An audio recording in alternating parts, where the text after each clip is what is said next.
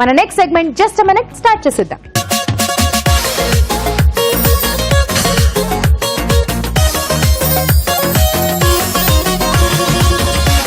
రాజు గారు, మరి ఈరోజు జస్ట్ ఎ మినిట్ లో ఏం చేయబోతున్నారు?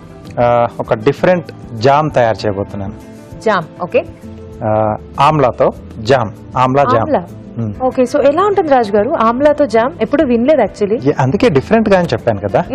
అంటే ఉసిరికాయ కొంచెం పుల్లగా ఉంటుంది కదా, కొంచెం పులుపు ఒగరు ఉంటుంది కదా, సో దీంతో కూడా జామ్ చేసుకోవచ్చు. సో పిల్లలు అంటే కొన్ని రకాల వెజిటబుల్స్ కానీ ఇలాంటి తినరు కదా, సో జామ్ అనగానే హ్యాపీగా తినేస్తారు. సో ఇలా జామ్ చేసి మనం ఇంట్లోనే నిల్వ చేసుకోవచ్చు.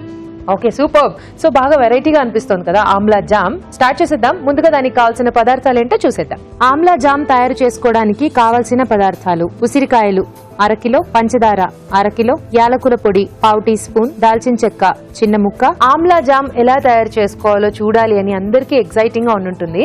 ఎందుకంటే ఇది కొత్త రెసిపీ కాబట్టి చాలా మందికి తెలిసి ఉండదు. ఏం పర్లేదు, టెన్షన్ ఏం లేదు, రాజుగారు చెప్పేస్తారు. రాజుగారు చెప్పండి, ఎలా తయారు చేసుకోవాలి? ఇక్కడ నేను ముందుగా ఏంటంటే ఉసిరికాయలను కుక్కర్లో పెట్టేసి ఒక్క విజిల్ వచ్చేంత వరకు ఉడికించేసి చల్లారనివ్వాలి.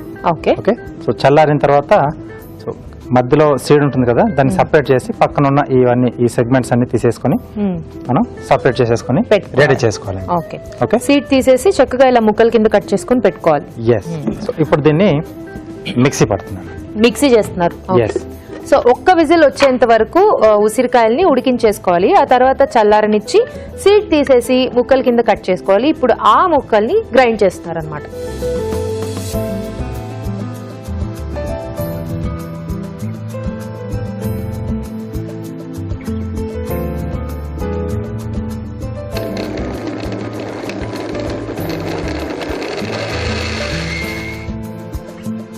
ఇంకా చేసుకోవాలి కదా రాజు గారు? ఇంకా కొద్దిగా కావాలండి. ఫుల్ ఫైన్ గా చేసేసుకోవాలా? కొంచెం రఫ్ గా ఉండాలి. ఎండింగ్ లో కొద్దిగా రఫ్ గా ఉంటే సరిపోతుంది, మరి ఫైన్ గా అక్కర్లేదు. సో రాజు గారు మిక్సీ చేస్తూ ఉంటారు, ఆలోపు ఒక చిట్కా చేసేద్దాం.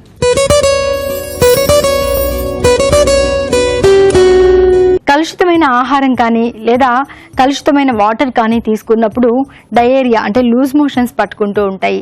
లూజ్ మోషన్స్ బారిన పడ్డామంటే ఒక రకమైన అసహనము, చిరాకు అనేది ఎక్కువ అయిపోతూ ఉంటుంది. ఒంట్లోంచి వాటర్ ఎక్కువగా వెళ్ళిపోయి బాడీ డీహైడ్రేట్ అయిపోతూ ఉంటుంది. ఇలా రకరకాల సమస్యలు కనిపిస్తూ ఉంటాయి. వెంటనే ఉపశమనం కావాలి అనుకుంటే జామాకుల్ని తీసుకుని బాగా శుభ్రం చేసుకుని 2-3 జామాకుల్ని కనుక నములుతూ ఉంటే ఈ లూజ్ మోషన్స్ నుంచి వెంటనే ఉపశమనం దొరుకుతుంది. చిట్కా చూసారు కదా, ఇక్కడ ఉసిరికాయలు కూడా బాగా గ్రైండ్ అయిపోయాయి. సో కొంచెం లైట్ గా బరకగా చేసుకోవాలి కదా. అవునండి, స్టవ్ ఆన్ చేసుకుని సో ముందుగా ఉసిరి పేస్ట్. సో ఇక్కడ క్వాంటిటీ అనేది కరెక్ట్ గా తీసుకోవాలండి. 1/2 కేజీ ఉసిరి తీసుకుంటే 1/2 కేజీ పంచదార. సో దీంట్లో పంచదార. ఓకే,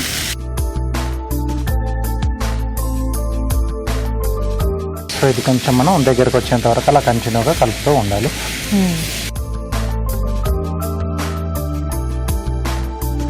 సో స్టిర్ చేసుకుంటూ ఉండాలి కదా కంటిన్యూస్ గా. అవునండి, కొంచెం కూడా వాటర్ అనేది తగలకుండా చూసుకోవాలి కదా రాజు గారు. వాటర్ తగిలిందంటే పాడైపోతుందండి, మనకు జామ్ పాడైపోతుంది. ఎందుకంటే ఇది బేసికలీ ప్రిజర్వ్ చేసుకోవడానికి మనకి బాగా హెల్ప్ అవుతుంది కాబట్టి. ప్రిజర్వేటివ్స్ ఏమన్నా యూజ్ చేస్తున్నారా రాజు గారు? దీనికి ఏం అక్కర్లేదండి, మామూలు జామ్ లకు వాటికి మనం కొంచెం యాడ్ చేస్తాము. సో దీనికి ఏం అక్కర్లేదు, ఇది ఉంటుంది. ఓకే, సో ఇది కొంచెం మనకు దగ్గరికి రావాలి. సో అలా కంటిన్యూ కలుపుతూ ఉండాలి. ఓకే,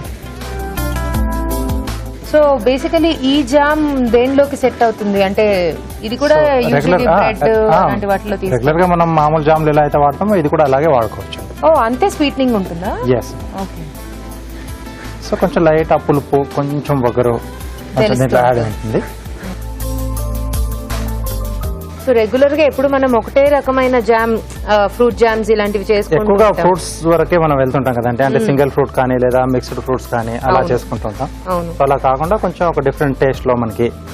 సో ఉసిరి కూడా చాలా మంచిది కదా. అఫ్ కోర్స్ దీంట్లో కొంచెం షుగర్ అనేది ఉంటుంది. అవును, అంటే పిల్లల కొరకు ఇది ఫైన్. పిల్లలకు కొంచెం ఉసిరి పెట్టాలంటే కొంచెం ఆ పులుపు వగరు వల్ల వాళ్ళు ఏ డిష్ లో వేసినా కానీ తినరు అసలు. అవును. సో అలాంటి ప్లేసెస్ లో మనం ఏంటంటే కొంచెం ఇలా జామ్ లో చేసి ఇచ్చేస్తే హ్యాపీగా బ్రెడ్స్ పెట్టేసుకొని తినేసేయచ్చు. అండ్ హ్యాపీగా ప్రిజర్వ్ చేసుకోవచ్చు కాబట్టి ఎన్ని రోజులు కావాలంటే అన్ని రోజులు వాడుకోవచ్చు. ఒక్కసారి ఓపికగా చేసేసుకుంటే చక్కగా వాడుకోవచ్చు. ఫ్రిడ్జ్ లో పెట్టేసుకోవాలి కదా రాజు గారు మనం. అంటే కొంచెం గోరువెచ్చగా ఉన్నప్పుడు పొడిగా ఉండే సీసాలోకి తీసేసుకొని మనం మామూలు జామ్ పెట్టేసుకున్నట్టే రెఫ్రిజిరేట్ చేసుకోవచ్చు. బయట పెట్టినా ఏం ప్రాబ్లం లేదు, బట్ ఏంటంటే తడి తగలకుండా చూసుకోవాలి. సో కొంచెం పొడి ప్లేస్ లో పెట్టేసుకోవాలి. ఆ స్పూన్ తో మనం జామ్ వేసుకుంటున్నప్పుడు కూడా స్పూన్ డ్రైగా ఉండేలాగా చూసుకోవాలి. ఎస్. ఇంకా కొంచెం దగ్గరకు వచ్చింది కదండి, ఇంకా కొద్దిగా రావాలి మనకు. ఓకే, సరిపోతుంది. ఓకే, వచ్చేసింది. మరీ ఎక్కువ చేసేసుకుంటే మళ్ళీ మనకు ఆ పంచదార కొంచెం క్రిస్టల్ అయ్యే ఛాన్స్ కూడా ఉంటుంది. అవును. సో ఈ స్టేజ్ లో కొంచెం మనం ఆఫ్ చేసుకొని స్టవ్. సో ఇది కొంచెం లైట్ గా ఒకరు ఉంటుంది కదా, సో అందుకోసం కొంచెం యాలకుల పొడి దీంట్లో. సో ఇది చాయిస్ వాళ్ళది, కావాల్సితే కొంచెం యాడ్ చేసుకోవచ్చు.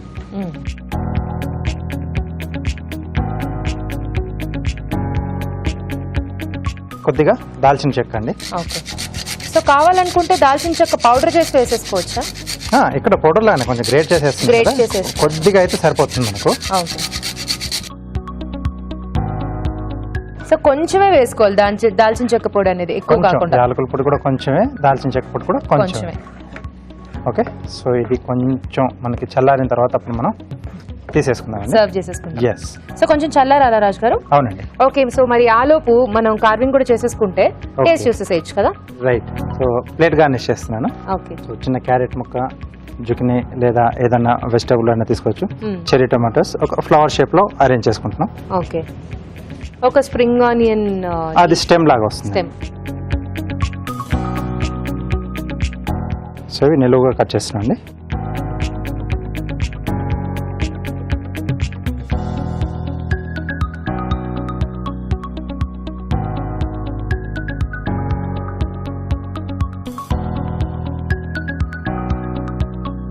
క్యారెట్ కొంచెం రౌండ్ షేప్ లో తీసుకుంటున్నాండి.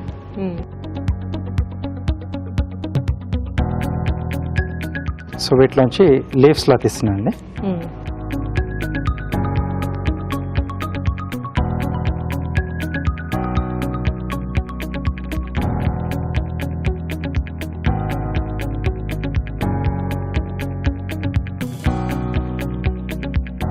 సో ఇప్పుడు అరేంజ్ చేసుకోవాలి కదా.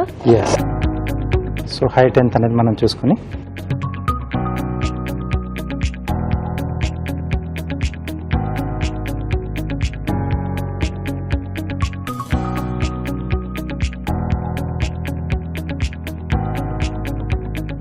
సో మధ్యలో క్యారెట్ అండి. సో వీటి రౌండ్ మనం ఇలా చెర్రీస్ పెటల్స్ లా. ఓకే.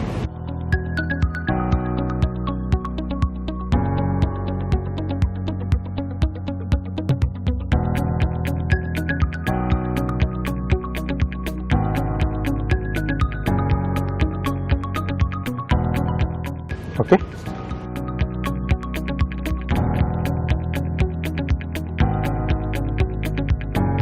సింపుల్ అయినా కూడా చాలా బ్యూటిఫుల్ గా కనిపిస్తుంది రాజు గారు. ఎస్ అండి. ఓకే. సో ఇప్పుడు జామ్ కూడా తీసేసుకున్నాం.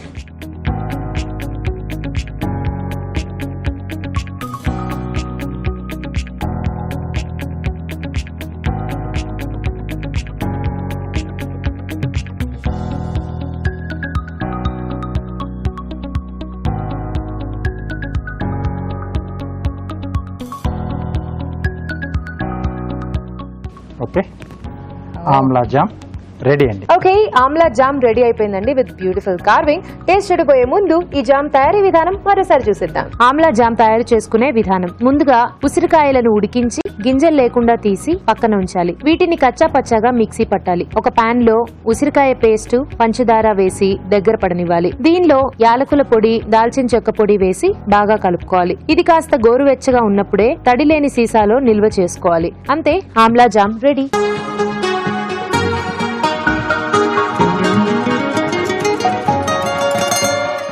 ఆమ్లా జామ్ ఎలా ఉందో టేస్ట్ చూసి చెప్తానండి.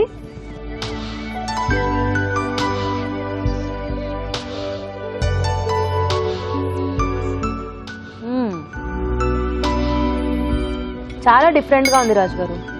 జనరలీ జామ్ అనగానే మనకి ఒకటే టైప్ ఆఫ్ జామ్ తిని తిని మనకు అలవాటు అయిపోయింది. సో అది తిని మనం ఇది టేస్ట్ చేస్తే ఏంటంటే కొంచెం ఆ డిఫరెన్స్ అనేది బాగా తెలుస్తుంది. సో కొంచెం లైట్ ఆ పులుపు, కొంచెం వగరు అండ్ మీరు షుగర్ కూడా యాడ్ చేశారు కాబట్టి లైట్ గా స్వీట్నింగ్ బాగుంది రాజు గారు. చక్కగా మనం బ్రెడ్ కి జామ్ దానికి చక్కగా అప్లై చేసేసుకుని తినొచ్చు. అంటే మనం కొంచెం యాలకుల పొడి, దాల్చిన చెక్క కూడా వేసాం కదా, ఆ ఫ్లేవర్ కూడా బాగా సెట్ అయింది దీనికి. సూపర్ డిఫరెంట్ గా ఉంది. ట్రై చేయొచ్చు రాజు గారు. ఎస్ అండి, చాలా బాగుందండి. తప్పకుండా ట్రై చేయండి మీరు కూడా. ఇప్పుడు మీకోసం మరో చిట్కా.